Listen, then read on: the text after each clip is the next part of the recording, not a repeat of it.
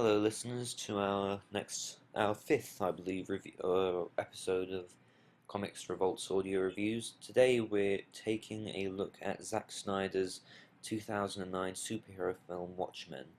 Um, Before I go on to review this film, there's quite a few different versions of this film, so let's take a look and just certify which one I'm reviewing. There was the theatrical cuts which ran in theaters. There was the director's cut, which was released on 2 disc special editions when the DVD first came out, and then there was the ultimate cut. Um, this is a review of the director's cut. The difference between the director's cut and the ultimate cut was that the Tales of a Black Freighter comic book animation was woven into the director's cut for the ultimate cut. And the difference between the director's cut and the theatrical cut is that there's added scenes with Hollis Mason and a few other characters. So the film is based on Alan Moore and Dave Gibbons' legendary graphic novel, and the plot is very complicated. It is set in an alternate 1985 where history has been changed because of the emergence of superheroes in the 1930s.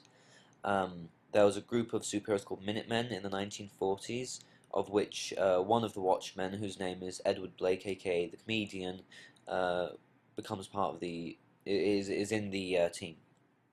In this alternate future, uh, the Vietnam War was won in less than a week because of the intervention of Dr. Manhattan, the only superpowered superhero of the team, and because of this, Nixon was elected a third term. So there's also nuclear destruction is also imminent because of tensions in Afghanistan, and America symbolically represents the nuclear war via a machine called the Doomsday Clock, with midnight being the arrival of Armageddon, and the clock and the minute sign getting closer or farther away from that sign, meaning how close they are to Armageddon. Throughout this film, the clock counts down, let's say. So we begin the film with a action sequence in which Edward Blake is killed by a unknown assailant, and he's thrown out of his window. Um, the police investigate and they have a look around, but they don't really find anything other than he was Edward Blake. We then meet Rorschach, who's a psychotic vigilante, and he is breaking the Keene Act of 1974, which outlawed masked superheroes, and he's the only masked superhero who's still around. He investigates and he finds out that Edward Blake was the comedian, and he comes up with a theory that somebody's hunting down costumed vigilantes. The plot escalates from there as we meet his cohorts, Dr. Manhattan, who's godlike and inhuman in his power, the Silk Spectre, who is actually the second Silk Spectre and the daughter of the original Silk Spectre, and Night Owl the Second, who is played by Patrick Wilson, and he is the second Night Owl. Night Owl. He's not related in any way to the first, but the first was his idol. Um, all of these characters interact, and most of the film, the characters are talking about or conversing about the approaching nuclear Armageddon, and there's a huge looming sense of it because Dr. Manhattan, the way he perceives time is he sees the future, past, and present all at the same time. So he knows what's going to happen, but his vision is obscured of his own future because of a large amount of tachyons going through time. And tachyons is an energy particle that's created when an atomic bomb or Armageddon is occurred. So he can't see into his own future, and he believes that very soon there's going to be nuclear Armageddon and the world is going to end. We also meet Ozymandias, who's one of the only superheroes to reveal their identities, and he is the smartest man on the planet. He has turned his superhero into a multi-million-dollar franchise, and he has his own industry called Vite Industries, and they're dedicated to bringing peace around the world. Now, the plot itself cuts a lot of material out from the graphic novel.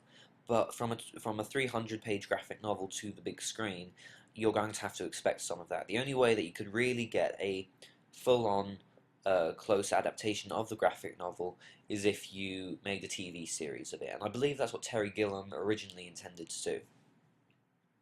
Now, some people were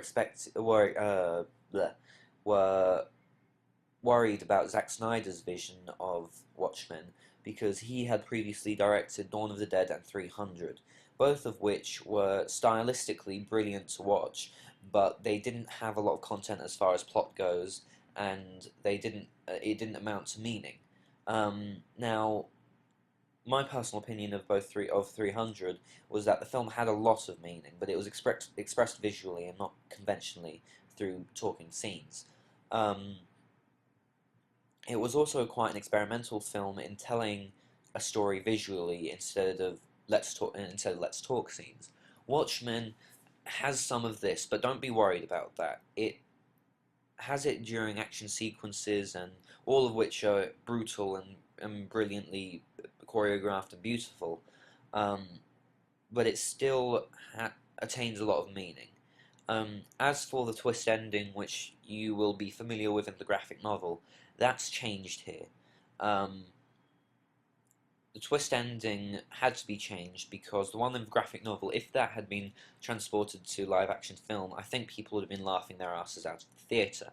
But they've changed it in such a way that they've taken real care about the ending, and it has the same effect. And I actually like the ending of the film better because it it ruins the life of one of the characters in particular, um, and ties him into the ending as well. So the acting in the film is everyone's brilliant. Really great job of acting, especially Jackie L. Haley, who plays Rorschach. He's literally the comic book version of the character come to life. Patrick Dean, wait, what's his name? Patrick Dean Morgan. Dean Morgan, whatever his first name is, he plays the comedian, and also does a really good job. He also is the comic book version come to life. However, Night Owl and Silk Spectre both, whilst they both are intended to be like the comic book versions, I don't know, I get a different feeling from both of them, and it's not because the characters have been changed; it's because of the way they act. Patrick Wilson, by nature, is a very suave actor, and so when he portrays Night Owl, you get the feeling that he's quite a young man and he's in his prime. In the graphic novel, he was overweight and in his 40s, and he definitely wasn't in his prime. He was quite unhealthy, actually. Additionally, Silk Spectre, they've ridiculously sexualized her in a costume by making it out of latex. The costume was skimpy to begin with in the comics, but now it's just... I think that if they were going to do the costume from the comics, it would have looked even worse, to be honest. I think that with the movie, they've taken the basic look and they've made it more modern, which I like, but it's still ridiculously sexual. Billy Crudup is amazing as Dr. Manhattan. The role most people thought didn't require a lot because he's basically walking around just speaking in the same tone of voice and is very unemotional. But Billy Crudup, with his facial expressions and with just a twitch of an eye, he communicates so much emotion, and his portrayal of Dr. Manhattan, I couldn't have imagined anyone else doing it. Initially I was quite worried because he's not really an actor that I would have thought suitable to portray Dr. Manhattan, but he nails the job incredibly. Regarding for the blue penis that he has, a lot of people were laughing and couldn't take the film seriously. Now, I think this reaction was a bit immature because he doesn't wear clothes. He doesn't wear clothes because he doesn't need to. He is a god now. He doesn't feel the need to cover up his body because it's his body, you know. He doesn't see anything wrong with it. He's so far removed from humanity that he doesn't feel the need to wear clothes anymore. The music is all great. You have a really good 80s soundtrack provided with some very famous songs. But it never at any point gets a bit like, I can't believe they're using this song again. one particular song that I was worried they were going to do that with was Along the Watchtower by Jimi Hendrix, but the song here is used so well that whenever I listen to that song now, I can't get Watchmen out of my mind. It's always there because they use the song so well in the movie. Visually, the movie is quite different from any film that I've seen before. In comics of that era, it was quite often they would only use primary colors comics, that is, which means green, blue, red, yellow, black, and white. But with the Watchmen graphic novel, they used secondary colors palettes with purples, browns, greys, things like this, and oranges, and that translates to the film very well. And as the graphic novel was uniquely illustrated and looked unique, the film looks unique as well. I'd also like to take a moment to note that Dave Gibbons, the illustrator of the graphic novel, he was quite tightly intertwined with the making of the film. He looked over every aspect, and Zack Snyder, who basically is a fanboy at heart and wanted to be faithful to the graphic novel, he brought Dave Gibbons on himself. Now, now he's not really the director that I had in mind for directing Watchmen to begin with. I would have expected someone like Terry Gilliam or maybe even Ridley Scott to direct an adaptation, because the comic book was a lot more in tune with the films that they had done. However, Zack Snyder does an absolutely superb job of transitioning the comic to film, and although it still feels like a Zack Snyder film, the comic is very faithful to the comic. I can't really imagine someone doing a better job at making this film than any other director, with perhaps the exception of, again, of Ridley Scott. So, all in all, it's a great film. All the acting is really good, the directing's really good, the music's really good. One quick note, though, is that definitely do not let children watch this. It's incredibly disturbing, and the violence literally is bone crunching. It's quite depraved in some of the action sequences, and particularly detailing Rorschach's origin, which I won't mention here. It's quite disturbing, so I really wouldn't let children under the age of, say, 14 go and watch this film, because it's quite depraved and disturbing in some scenes. Other than that, the film is excellent. It is quite disappointing, actually, that they included the disturbing sequences, and although these were included in the graphic novel and were quite integral to the plot and the growth of one of the characters, they don't really add anything to the film. The scene that I'm talking of is literally 3 minutes long, and it's not referenced throughout the entire rest of the film.